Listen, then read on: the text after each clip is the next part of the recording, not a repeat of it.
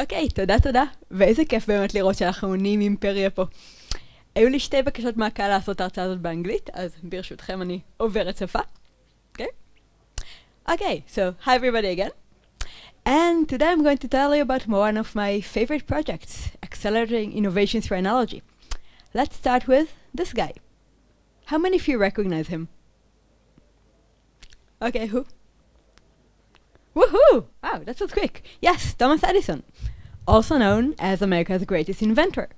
He's responsible for many inventions that you've heard of, like the phonograph, the motion picture camera, and the practical light bulb. And the reason I had to explicitly say practical light bulb here is that while I was looking up stuff about Edison, I realized that the internet has gone completely insane over the question of who should get credit for light bulbs, whether it's Edison or Tesla.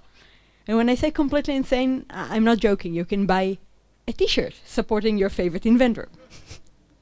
But forget about light bulbs for a second. Edison's still a great inventor. And I recently stumbled upon an interview held with him where he talks about what makes somebody a great inventor. So Edison said in this interview, in working out an invention, the most important quality of an inventor is, can you guess? What? Okay, some nice guesses here. The most important quality is plenty of money to throw away. The second most important quality, according to Edison, is, well, this is a bit more vanilla, it's imagination, because you need to imagine something that doesn't exist yet. But what really got to me is the third thing. And Edison said that the third essential is a logical mind that sees analogies. Now, by the way, the next paragraph was just too good, so I pretty much had to share it with you. Okay, so he said the logical mind that sees analogies. And then he immediately says, no, not mathematical. No man of a mathematical habit has ever invented anything that amounted to much. And then he said that he himself doesn't know anything about math, can't even do proportions, but he can hire all the good mathematicians he needs for $15 a week. Okay, but again, let's focus on a logical mind that sees analogies. And he has a point, because throughout history, analogy has been a driving force of innovation. You have the ancient Greeks that observed water waves to understand how sound waves work. You have Salvador Luria, who got a Nobel Prize for an analogy between bacterial mutations and slot machines. NASA hires origami experts to help them design folding spacecraft. And my favorite is the Odon device. So it's a recent invention that helps babies who are stuck in the birth canal.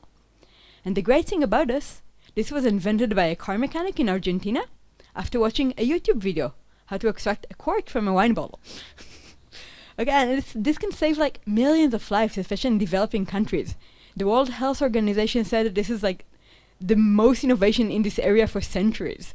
And again, just because he watched a stupid YouTube video. So my point is that just like YouTube was a source of inspiration, the web is full of potential inspirations. We have almost 10 million patents just out there.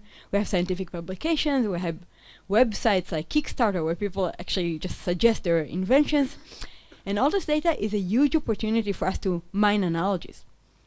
Now, having said that, it's also a major cognitive bottleneck, because you can't expect anybody to be familiar with 9 million patents. So the natural question is, can computers help us find analogies in all this massive amounts of data? Okay, now the goal of this project was to design a novel system to automatically discover analogies in such large, messy, natural language and structured datasets. And the idea is that if today analogy finding relies on serendipity of one person, kind of the lone genius having a aha moment, I want to turn it into a reliable on-demand process that can scale to millions of ideas. And I want to come up with new tools and theories that will hopefully revolutionize many fields. Okay, you with me so far? Yeah? Good. So what should you know about analogies? First thing, they're really difficult for people. First of all, like I said, because going through 10 million patents is daunting, but also there's lots of work in cognitive psychology telling you that people are really, really bad at it, that they gravitate towards what's called surface similarity or near analogies, like, hey, this is a cell phone, this is also a cell phone. And they don't see the more deep structural relations, like think about the baby and the cork. Babies and corks are not really the same, right? It's about the relation of something being stuck somewhere. And people are really not good at this kind of analogies. Actually, they're so bad at it that analogies have been a holy grail of AI for a really long time. Douglas Hofstadter, the guy from Gödel Escher Bach, wrote an entire book arguing that analogy finding is AI complete, in the sense that if you solve analogies, you solved all of AI. Okay, so let me tell you about what has been done in computer science despite all this. So in the early days of computational analogy, people relied on handcrafted datasets with really high relational structure. For example, you want to encode a cork in a wine bottle, it looks something like this. So you see it's basically logic, enable, if the uninflated plastic bag is smaller than whatever, and at the end, does this clicker work? Not really. At the end, the cork is not in the bottle. And this is, by the way, the simplified version, because the full thing just didn't fit on a single slide. Okay, my point is this is super difficult to obtain. You need to hire people, train them, they make mistakes, it takes forever. Most often it does not scale. On the other end of the spectrum, there's been tremendous progress in natural language processing and information retrieval, but all of those methods are really good at the same thing like people, at surface similarity. And while they have been shown to do simple analogies, right? I bet all of you have seen the word to vac, king to queen is like man to what? It's not the kind of analogies that I'm after. And they're especially bad if you're looking for analogies between two things from different source and target domain. For example, none of today's methods will show you that the thing that helps you scrape ice from windshields is actually the same in an abstract way, like this thing that helps you get rid of burnt oil on a frying pan. But again, on an abstract level, it's exactly the same thing. Two surfaces glued to each other, you need to remove one without damaging the other. And again, none of today's methods can see the similarity between those two things. Okay, so let me tell you about what we have done. First thing, of course, we come from machine learning, so the first thing we're like, let's just try throwing supervised learning at it. So we collected data, we crawled a website called quirky.com. I bet you haven't heard of it. Think about like Kickstarter's little brother, maybe. We crawled 10,000 product ideas across many categories because we want those cross-domain analogies. And ideas are paragraphs of natural language, usually really, really, really bad English. You can see this one. This is about a thing helping your dog drink while you're driving the car, just so you get an idea about the kind of data we're working with. And if I wanted supervised learning, then I needed to get labels. So we used crowdsourcing. We built a search interface over analogies, and we gave people the task of, here's a seed product, find me something analogous. And we recorded all of the behavioral traces, in particular, whatever they told us is a good analogy, like the positives, and implicit negatives, meaning things that they have read but have not marked as a good analogy. Okay? And since I've been talking for something like 7 minutes and I haven't said deep learning yet, which is not cool, so we use deep learning to learn the similarity metric. I'm not going to go into the details. It was a Siamese network with a contrastive loss. And the reason I'm not going to go into the details is because the bottom line of this paper was, well, it worked, but it was not nearly enough. Okay, worked meaning it did have some signal. On a retrieval task, we managed to identify analogies in the top K accuracy. But what we figured out is that everything psychologists told us about how people are bad at it, they were not joking. Okay, people did tend to tell us that things are analogous if they were very, very near analogies. Again, those are earphones, those are also earphones. So while our algorithm could replicate what people were doing, it seemed like people were not giving me what I really wanted. So it was back to the drawing board. Okay, so we said, let's try again. And this time we said, well, if I just try to convince you there's kind of a spectrum. And on one end, you have those crazy logic-based representations. And if you have those, finding analogies is straightforward, but getting them is a pain. And on the other hand, you have raw text, which is practically free, but doesn't really get you much closer to analogies. We wanted to find some sweet spot in the middle. Some representation that's expressive enough for finding analogies, but easy enough so it can be learned from raw text. And we landed on this idea from cognitive psychology called purpose and mechanism. And the idea is that analogies are deeply related to two things. If I can extract from raw text the purpose of the product, like what is it good for, and the mechanism is how does it actually achieve the purpose, how does it solve it. Then I can, just to give you an example, this little thing here has a purpose of removing ice from car, and a mechanism of a brush and a blade and a grip. And if I can do this, if I can extract this from text, I can ask some really interesting analogical questions, like find me another product that has a very similar purpose, but uses a totally different mechanism to achieve it. Like inspire me from some other domain. Or the other way around, find me another product that has a very similar mechanism, but uses it for something completely different. Here at the bottom you see my favorite example. So those are like kids' floating devices, kind of swim wings. And you put a wine bottle inside and you put it in a suitcase. So you can travel with a wine bottle and it doesn't break. Which, I don't know, I thought was kind of a really fun idea. Okay, so how do we manage to learn to get to purpose and mechanism from raw text? We went again to crowdsourcing. And we showed people the product descriptions and asked them to highlight how does the product work and what is it good for. So this is the amazing pillow. I promised bad English. So how does it work? They mark components, like it has a pillow, alarm clock, Bluetooth sensors, and what is it good for? Those are the pink ones. Improve and monitor sleep, wake up comfortably, track sleep patterns, comfort. You see kind of the idea. And then, okay, so you need to remember this isn't like a sequence-to-sequence task. I didn't want to reconstruct those chunks. What I wanted to have is one vector that's kind of the overall purpose, and another vector that's the overall mechanism.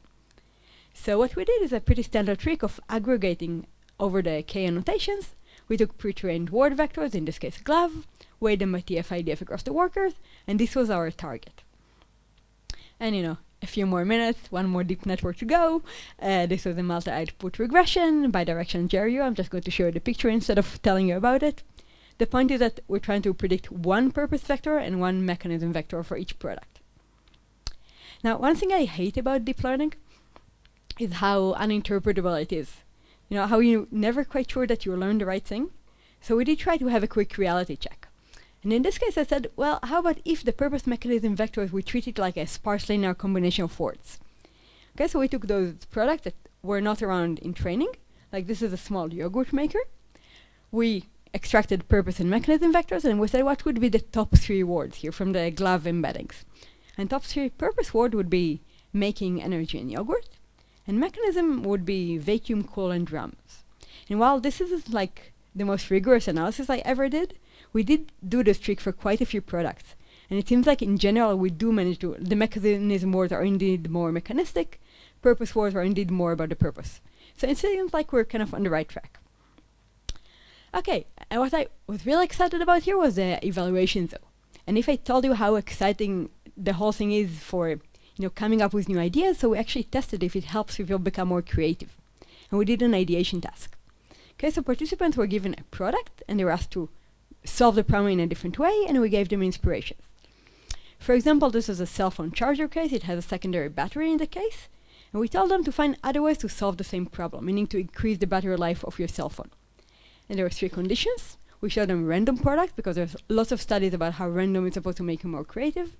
Surface similarity mimicking today's search engines, and ours meaning product with a similar purpose and different mechanism. And the hope was that random is going to be super diverse but completely irrelevant. Surface similarity is going to be super relevant but completely focused, and ours is going to be diverse while still relevant. So it will allow users to explore some more diverse parts of the design space. Here's a snippet from the actual inspirations we showed people. So you see random on the right, you have stuff like a dog meetup app, because that's what the world really needs. Surface similarity has stuff like cases, cell phones, more cases, and ours has I'll just show you the bottom one. So it's a completely crazy suit with a system of pulleys inside. So you walk and you generate motion energy. Doesn't mention cell phones. I don't even think it mentions the charging, but it's clearly about this idea of generating energy. And then we had almost 40 crowd workers. Something is wrong about your timing, I promise you. And it was a within subject design, so each one actually did all 3 conditions. And we showed them, we had them just generate a really long list of ideas. Then we had them externally evaluated by 5 judges. Okay, criteria is pretty standard in this area. It means you're solving it in a new way, you're solving the right problem, and you're not breaking physics, meaning there's no time travel or cold fusion involved. And the bottom line was that no matter how you slice and dice it, people under our condition got a really nice boost, statistically significant to their creative ability. More proportion of good ideas, more absolute number of good ideas.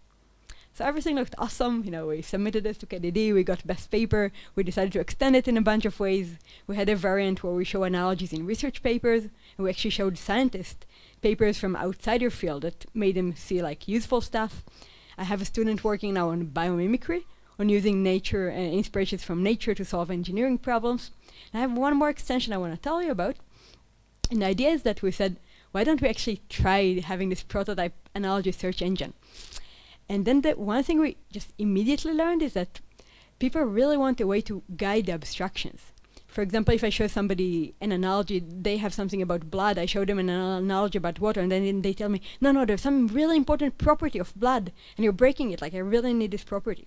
So we came up with another system that allowed users to, first of all, highlight the part of the product they really wanted to redesign, and then click on words, like in this case, soap, and then they could tell us what's important to them about soap. For example, does it matter for the analogy that it's a toiletry substance?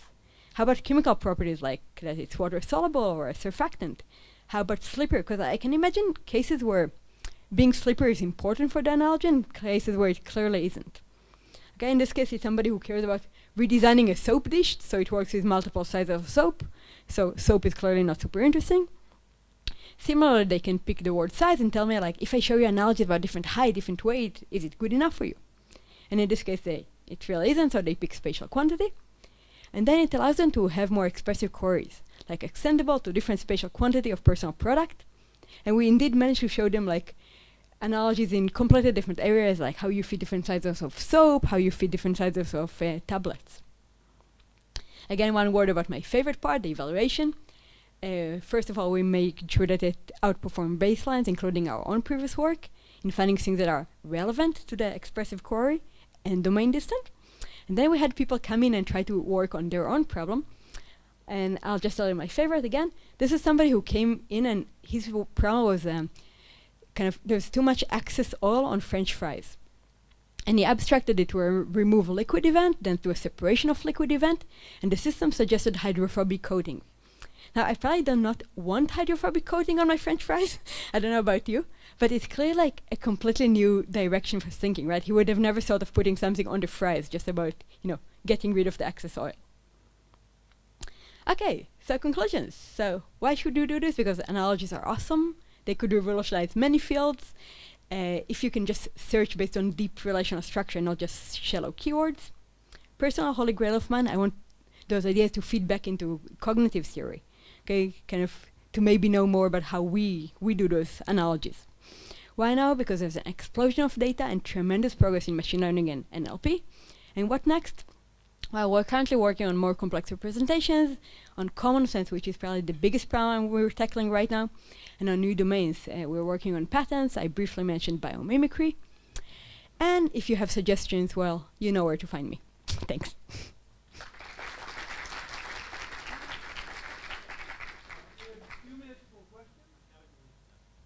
Okay, so the question was, when I show people properties of soap, where did this come from?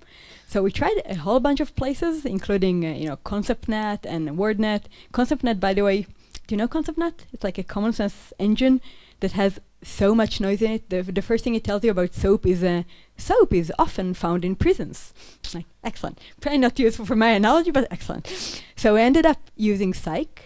Psych is a project that has been around for longer than I have been alive, where people they have interns sitting there for days on days encoding stuff like every horse has a head.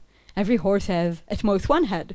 So it's a lot less noisy, but it also has lots of not useful stuff, like the size of a pencil is more than an atom and less than the planet Earth.